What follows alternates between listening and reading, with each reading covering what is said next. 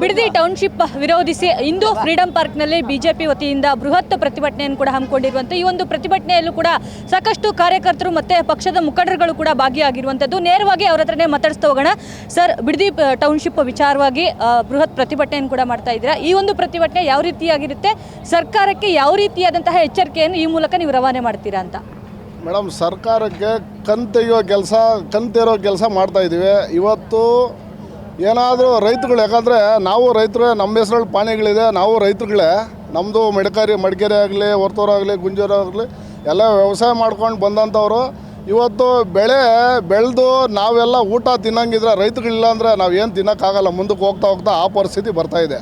ಹಂಗಿರೋವಾಗ ಇನ್ನೂ ಅಷ್ಟು ದೊಡ್ಡ ಸ್ಮಾರ್ಟ್ ಸಿಟಿಗಳು ಮಾಡೋವಂಥ ಒಳ್ಳೆ ಭೂಮಿಯಲ್ಲಿ ಭತ್ತ ಬೆಳೆಯೋಂಥ ಜಾಗ ಹೋಗಿ ಸ್ಮಾರ್ಟ್ ಸಿಟಿ ಮಾಡ್ತೀನಿ ಅನ್ನೋದು ಎಷ್ಟು ಮಟ್ಟಕ್ಕೆ ಸರಿ ಅನ್ನೋದು ಇಡೀ ದೇಶನೇ ನೋಡ್ತಾ ಇದೆ. ನಾವೇನು ಅವ್ರ ವಿರೋಧ ಮಾಡಬೇಕು, ಅವರು ರಾಜ್ಯ ಮಾಡ್ತಾರೋ ಬೀಳಿಸ್ಬೇಕು ಆ ಉದ್ದೇಶ ಇಟ್ಕೊಂಡು ನಾವೇನು ಬಂದಿಲ್ಲ. ಮಾಡೋ ಅಂಥ ಕೆಲಸ ಕರೆಕ್ಟಾಗಿರಬೇಕು, ದೇವ್ರು ಮೆಚ್ಚುವಂಥ ಕೆಲಸ ಆಗಬೇಕು. ಇವತ್ತು ಅಷ್ಟು ದೊಡ್ಡ ಸಿಟಿ ಅಲ್ಲ ನಿರ್ಮಾಣ ಮಾಡೋ ಅವಶ್ಯಕತೆ ಇಲ್ಲ. ಅದಕ್ಕಂತೂ ಬೇರೆ ಜಾಗಗಳು ಹುಡುಕಬೇಕು, ಅಲ್ಲಿ ಮಾಡ್ಕೊಳ್ಳಿ, ಬೇಡ ಅಂತ ಹೇಳೋಕ್ಕೆ ಹೋಗಲ್ಲ. ಹಂಗಾಗಿ ಇವತ್ತು ಸರ್ಕಾರಕ್ಕೆ ಕಣ್ತೊರೆಯುವಂಥ ಕೆಲಸಕ್ಕೆ ಇವತ್ತು ನಾವು ಒಂದು ಫ್ರೀಡಂ ಪಾರ್ಕಲ್ಲಿ ದೊಡ್ಡ ಮಟ್ಟಕ್ಕೆ ಹೋರಾಟ ಮಾಡ್ತಾಯಿದ್ದೀವಿ. ಅವ್ರು ಕಣ್ ತೆಗಿಬೇಕು, ಅಲ್ಲಿ ಬಿಡದಿ ಟೌನ್ಶಿಪ್ ಏನು ಕೈ ಬಿಡಬೇಕು, ಇಷ್ಟೇ ಉದ್ದೇಶ. ನಮ್ದು ಬೇರೆ ಏನಿಲ್ಲ. ನಾವು ಹೋರಾಟ ಮಾಡ್ತೀವಿ. ಇನ್ನೇನಿದ್ರೆ ಮುಂದೆ 28ಕ್ಕೆ ನಮ್ಮ BJP ಸರ್ಕಾರನೇ ಇರುತ್ತೆ. ಅವ್ರಿಗೆ ಯಾವುದೇ ತೊಂದರೆ ಇಲ್ದಿರಂಗೆ ರೈತರು ನೋಡ್ಕೊಂಥ ಜವಾಬ್ದಾರಿ ನಮ್ಮ ಸರ್ಕಾರ ಮಾಡುತ್ತೆ ಮೇಡಮ್. ಸರ್, CM ಅವರು ಹೇಳ್ತಾರೆ ಇದು ನನ್ನ ಕನಸಿನ ಕೂಸಲ್ಲ. ಈ ಹಿಂದೆ ಯಾರು CM ಆಗಿದ್ರು JDS ಅಲ್ಲಿ, ಅವರು ಈ ಒಂದು ಪ್ರಾಜೆಕ್ಟ್ಗೆ ಸಹಿ ಹಾಕಿದ್ರು, ಅದನ್ನು ನಾನು ಮುಂದುವರ್ಸ್ಕೊಂಡು ಹೋಗಿದ್ದೀನಿ ಅಂತೇಳಿ ಸಮರ್ಥನೆ ಮಾಡ್ಕೊಳ್ತಾ ಇರುವಂಥದ್ದು. ಮೇಡಮ್, ಅವರು ಯಾವುದೋ ಬೇರೆ ಜಾಗ ಹುಡುಕಿರ್ತಾರೆ. ಅಂದರೆ ಆ ಜಾಗ ಬಿಡದಿದ್ದಲ್ಲೇ ಮಾಡಬೇಕು ಟೌನ್ಶಿಪ್ ಅನ್ನೋದು ಅವ್ರೇನು ಹೇಳಿಲ್ಲ ಮೇಡಮ್. ಇವತ್ತು ಏರ್ಪೋರ್ಟ್ಗಳ ನಮಗೆ ಇಲ್ಲಿ ಏನು ಇಂಟರ್ನ್ಯಾಷನಲ್ ಏರ್ಪೋರ್ಟ್ ಕೆಂಪೇಗೌಡದಾಗಿದೆ, ಅದು ಅಲ್ಲಿ ಬರಬೇಕಂತ ಕೂಡ ಹೇಳಿದರು. ಹಂಗಾಗಿ ಜಾಗ ಹುಡುಕಿ ಒಳ್ಳೆ ಜಾಗ ಮಾಡವ್ರೆ. ಅದ್ರ ಬಗ್ಗೆ ಯಾರೂ ವಿರೋಧ ಇಲ್ಲ. ಅಲ್ಲಿ ಜಮೀನು ಬೆಳೀತಾ ಇರೋಂಥ ಜಾಗ ಇಲ್ಲ. ಇವತ್ತು ದೊಡ್ಡ ಮಟ್ಟಕ್ಕೆ ಇಂಟರ್ನ್ಯಾಷನಲ್ ಏರ್ಪೋರ್ಟ್ ಆಗಿದೆ, ದೊಡ್ಡ ಮಟ್ಟಕ್ಕೆ ಆಗಿದೆ. ಆ ಮಟ್ಟಕ್ಕೆ ನೀವು ಯೋಚನೆ ಮಾಡಿ ಅಂತ ಹೇಳ್ತೀವಿ ಹೊರತು ನೀವು ಬೇರೆ ಎಲ್ಲಿ ಬೇಕಾದ್ರೆ ಸ್ಮಾರ್ಟ್ ಸಿಟಿ ಮಾಡ್ಕೊಳ್ಳಿ. ಅಲ್ಲಿ ವ್ಯವಸಾಯ ಮಾಡೋಂಥ ಜಾಗ, ಅದು ಅಲ್ಲಿ ಭತ್ತ ಬೆಳೆಯೋಂಥ ಜಾಗ, ಎಲ್ಲ ಬೆಳೆಯೋಂಥ ಜಾಗ. ಅಂತ ರೈತರಿಗೆ ತೊಂದರೆ ಆಗೋದು ನೀರಾವರಿ ಜಾಗದಲ್ಲಿ ಹೋಗ್ಬಿಟ್ಟು ನಾನು ಅದು ಮಾಡ್ತೀನಿ ಇದು ಮಾಡ್ತೀನಿ ಅಂದರೆ ಯಾವ ಮಟ್ಟಕ್ಕಿದೆ? ಇವತ್ತೇನಾದರೂ ಒಳ್ಳೆಯ ಮರಗಳು ಎಲ್ಲ ಕಡಿದು ಇವತ್ತು ಆಕ್ಸಿಜನ್ ಇಲ್ಲದ್ರೆ ಜನಗಳಿಗೆ ಆಗ್ತಾಯಿದೆ. ಅದೇ ಬೇರೆ ಒಂದು ಕಂಟ್ರಿಗಳಲ್ಲಿ ಹೋದರೆ ನಾವು ಗ್ರೀನ್ ಸಿಟಿ, ನಮ್ಮದು ಬೆಂಗಳೂರು ಸಿಟಿ ಅಂತೀವಿ. ಇನ್ನು ಇದು ಹೋಗ್ತಾಯಿದೆ, ಅದು ಹೋಗ್ತಾಯಿದೆ, ಎಲ್ಲ ಹೋಗ್ತಾಯಿದ್ರೆ ಜನ ಇವತ್ತು ಆಕ್ಸಿಜನ್ ಇಲ್ಲದ್ರೆ ಮರಗಳೆಲ್ಲ ಹೊಡೆದಾಗ್ತವ್ರೆ. ಭತ್ತ ಬೆಳೆಯೋಕ್ಕೆ ಊಟ ಇಲ್ಲದ್ರೆ ವ್ಯವಸಾಯ ಆಗ್ತಾಯಿದೆ. ಬೇರೆ ದೇಶದಿಂದ ಕೊಂಡ್ಕೊಳ್ಳೋ ಪರಿಸ್ಥಿತಿ ಬರ್ತಾಯಿದೆ. ಇದೆಲ್ಲ ಯೋಚನೆ ಮಾಡಿಕೊಂಡು ಎಚ್ಚೆತ್ಕೊಂಡು ನೋಡಿ, ದುಡ್ಡು ಇವತ್ತು ಇರ್ತಾರೆ ಹೋಗ್ತೀವಿ.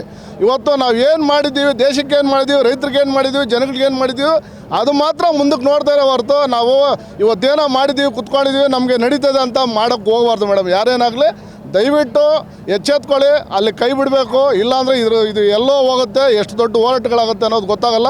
ಇದು ಇಲ್ಲಿಗೆ ಸ್ಟಾಪ್ ಮಾಡಬೇಕು ಅನ್ನೋದೇ ನಮ್ಮ ಉದ್ದೇಶ. ಹಂಗಾಗಿ ನಾವು ಹೋರಾಟ ಬಂದಿದ್ದು ಮೇಡಮ್.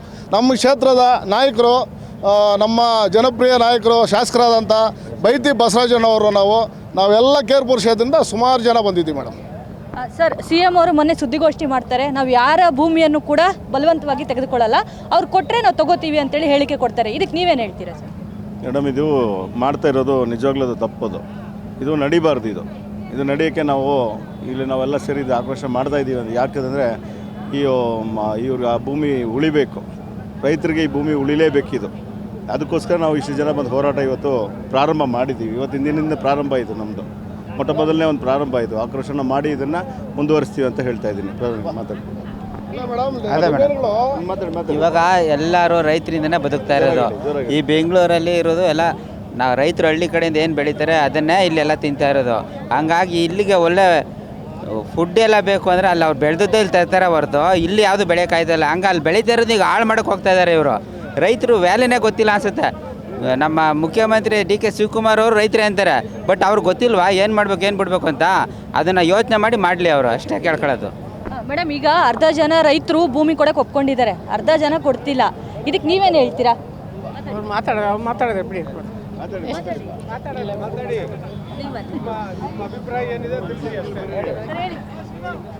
ಅಲ್ಲ, ಇವಾಗ ನಾವು KR ಕ್ಷೇತ್ರದಿಂದ ಬಂದಿದ್ದೀವಿ, ಬೈರದಿ ಬಸವರಾಜಣ್ಣನ ಪರವಾಗಿ. ಇವಾಗ ನಮ್ಮ ರಮೇಶಣ್ಣ ಅವರೆಲ್ಲ ಹೇಳಿದ್ದಾರೆ, ಅದೆಲ್ಲ ಹೇಳಿರೋದು 100% ಸತ್ಯ. ಇದನ್ನೇ ಇಲ್ಲಿ ಸ್ಟಾರ್ಟ್ ಆಗಿದೆ ಅಷ್ಟೇ. ಇದನ್ನು ಮುಂದಕ್ಕೆ ಇನ್ನೂ ಘೋರವಾಗಿ ಭಯಂಕರವಾಗಿ ಹೋರಾಟಗಳು ನಡೀತದೆ. ಆ ಜಮೀನನ್ನ ಅವ್ರು ಕೈ ಬಿಟ್ಬಿಡ್ಬೇಕು, ಈ ಯೋಜನೆಯನ್ನು ಅವ್ರು ವಾಪಸ್ ತೆಗಿಬೇಕು. ಅಲ್ಲಿವರೆಗೂ ನಮ್ಮ ಭಾರತೀಯ ಜನತಾ ಪಕ್ಷದ ಹೋರಾಟ ಕಂಟಿನ್ಯೂ ಇದ್ದೇ ಇರುತ್ತೆ.